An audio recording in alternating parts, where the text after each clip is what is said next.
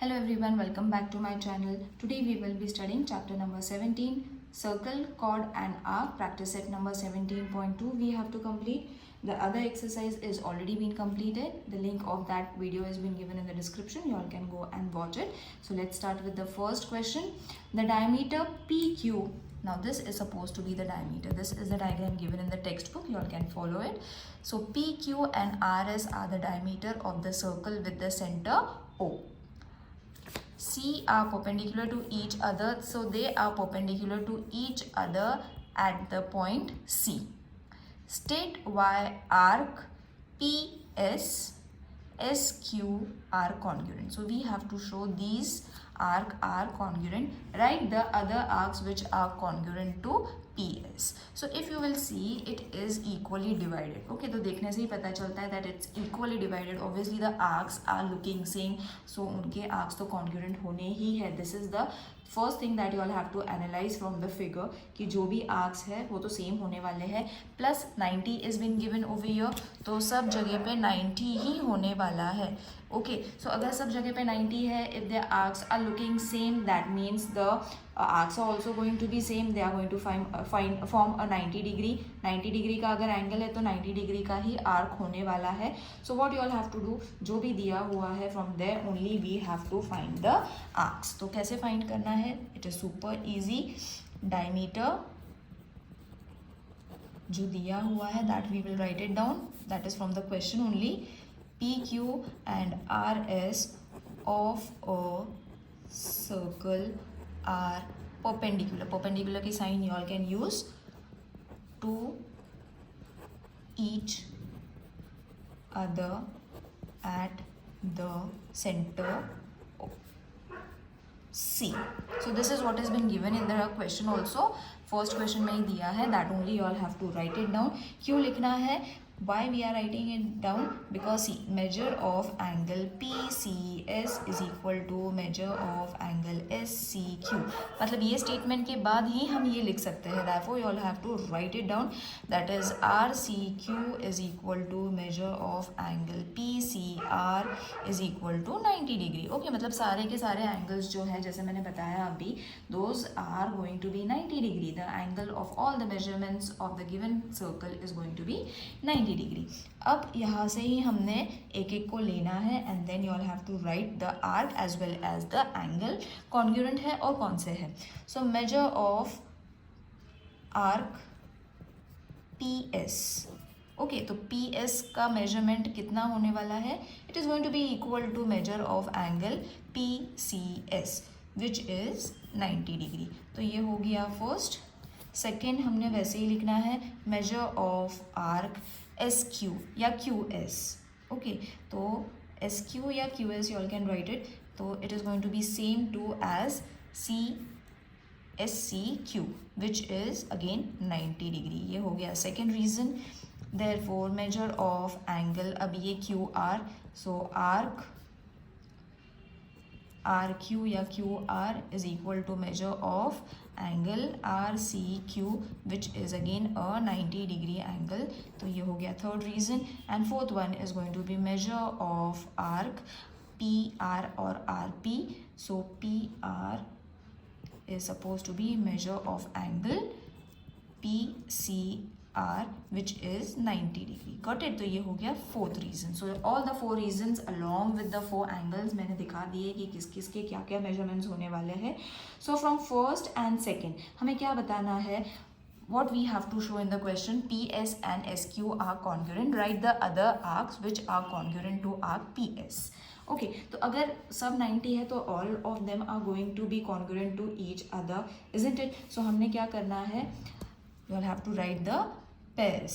तो measure of arc PS is congruent to measure of arc SQ and then a bracket from first and second.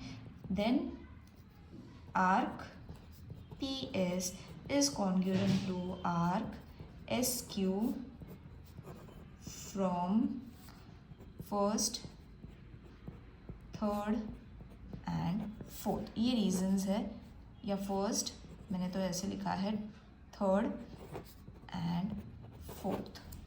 Okay, so जो मैंने लिखे हैं वही मैं डालूंगी। I will not put first second third in the Roman numbers, मैं यहीं पे लिख लूँगी as I have written it first second third in this way. तो ये लिखने के बाद at the end you all have to conclude arc are Q P R are also congruent, because हमें बताना है which are the other arc that are congruent to arc P S. So ये सारे आर्क कॉन्ग्रुएंट हो जाते हैं। Okay, P R Q and P R, so therefore arc P S is congruent to arc P Q which is congruent to arc P R. तो गोल गोल घुमाना है, that's it. जो दिए हुए हैं वही चीज़ों को हमने लेके लिखना है, गोल गोल गोल गोल गोल गोल, and you all have to conclude that it is congruent to each other. Now let's move on to next question, which is in an adjoining figure O is the centre of the circle whose diameter is mn। अब mn is the diameter, मतलब ये वाला और ये वाला जो arc बनने वाला है that is going to be the same. जो यहाँ के मेजरमेंट्स होने वाले हैं वही ये साइड के मेजरमेंट्स होने वाले हैं, which is already shown in the figure also.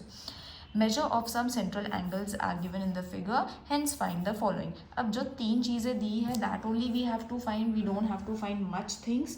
okay, so जैसे जैसे I will take the question I will explain you कि हमने क्या क्या find करना है। तो first we have to find measure of angle A, O and B। तो ये वाला जो है हमने find करना है, and C, O and D।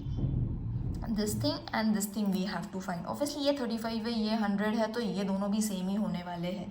Okay, सो कैसे फाइंड करेंगे that we will see.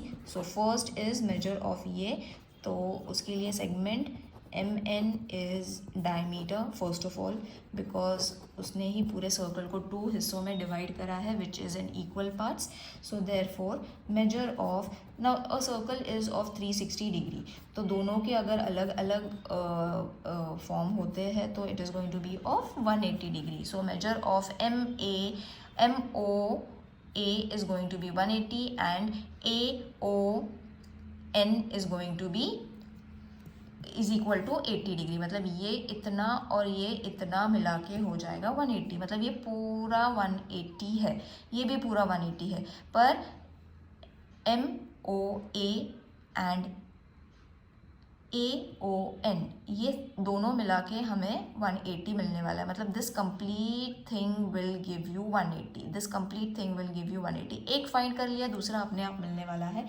So we have to just find one side. So 180 degree angle in linear पे, अब हमने यहाँ से एम ओ ए प्लस, अब ये जो है ये वाला जो है इसमें 2 ट्राइंगल्स कंबाइंड है, ये तो अकेला है बट यहाँ पे 2 है, so we have to write those 2 angles, that is measure of angle A O B plus measure of angle B O N, है ना। C A O B and B O N ये दोनों होते हैं, and this we have to find, उसमें से एक है हमारे पास which is equal to 180. So instead of taking this we have taken this। ये है हमारे पास 100 डिग्री, इसका हमने फाइंड करना है तो we will keep it as it is। इसका हमारे पास ऑलरेडी है, so which is 35 डिग्री, और ये होता है 180 डिग्री। सो अब जितने भी है उसको प्लस कर लो, जो नहीं है उसको साइड में कर लेते हैं। So plus 100 plus 35 is 135, easy to add, no need to add separately और कुछ करते बैठो। Then you all have to divided, A O B is suppose to be 180 minus 135 degree, तो measure of angle A O B is going to be 45 degree. ठीक है, so अगर A O B is 45 degree तो ये कितना होने वाला है, that is C O D, it is also going to be 45 degree. So C O D is also 45 degree. Okay, so यही हमने फाइंड करना था, that we have founded. Okay, तो फर्स्ट क्वेश्चन तो हमें मिल गया। Next we have to find, show the arc AB is congruent to CD। now AB is congruent to CD find करना है, तो हमने ये जो फाइंड करा है उसी के सिमिलर हमने फाइंड करना है। so I will solve it over here। measure of arc AB is equal to measure of AOB, which is 45 degree. So measure of arc CD is going to be measure of arc COD, which is 45 degree. तो अब ये बहुत easy हो जाएगा because we have found all the angles of the given figure.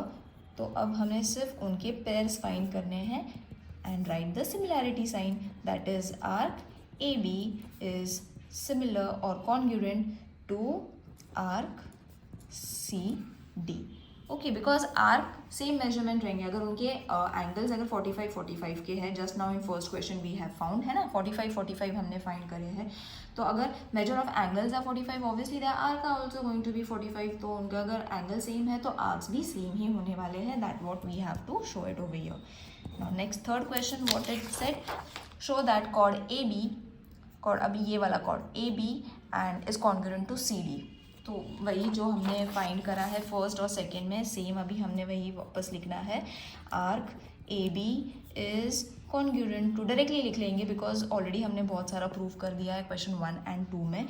So therefore अगर C angle congruent है, उसके वजह से एंगल कॉन्ग्रुएंट था, उससे हमें आर्क कॉन्ग्रुएंट मिल गया. अब आर्क कॉन्ग्रुएंट है, उससे हमें कॉर्ड्स भी उसके कॉन्ग्रुएंट ही मिलने वाले हैं. So directly you all have to write it from first और सेकेंड. ओके, तो corresponding chords of congruent arc are congruent. So that's it, इतना ही लिखना है बिकॉज हमने ऑलरेडी क्वेश्चन नंबर 1 and 2 में तो उसको प्रूव कर दिया है. जैसे मैंने बताया, एंगल्स आर कॉन्ग्रुएंट, एंगल्स के वजह से आर्क कॉन्ग्रुएंट हो गए. आर्क कॉन्ग्रुएंट है तो उसके वजह से the chords are also congruent. So in this way your exercise number 17.2 is over. While solving, if you all are finding anything difficult, do let me know in the comment section. See you in the next video. Till then, take care. Bye.